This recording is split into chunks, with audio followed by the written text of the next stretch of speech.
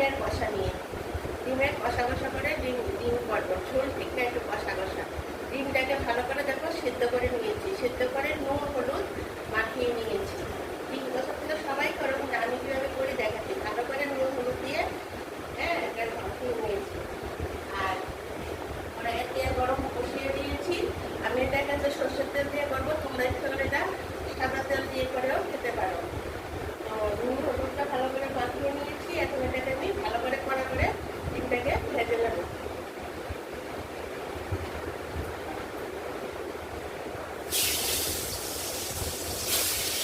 যেহেতু আমি কষা করবো সেজন্য আলুটা তো কিছু দেবো না।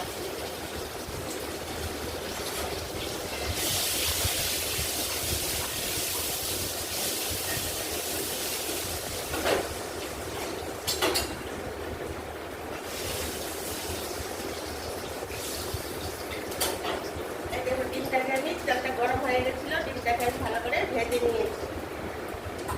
কড়াইয়ের মধ্যে আমি আরেকটু তেল দেবো, তেলটা গরম ছিল।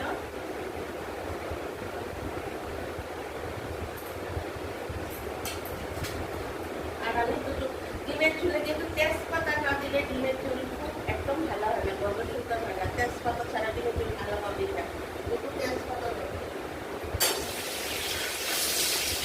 আর এখানে দিয়েছি আমি একটা 4টে ডিম করবো, তো বড় একটা পেঁয়াজ, আর 4-5টা কাঁচা লঙ্কা বাটা, একটু আদা, আর 1 চামচ জিরের গুঁড়ো, মানে এই চামচটা দিয়ে 1 চামচ জিরের গুঁড়ো। আর যে যেরকম ঝাল খাও, আমি একটু ঝাল খাই বলে আর কষা হবে বলে, আর 1 চামচ লঙ্কার গুঁড়ো দিয়েছি।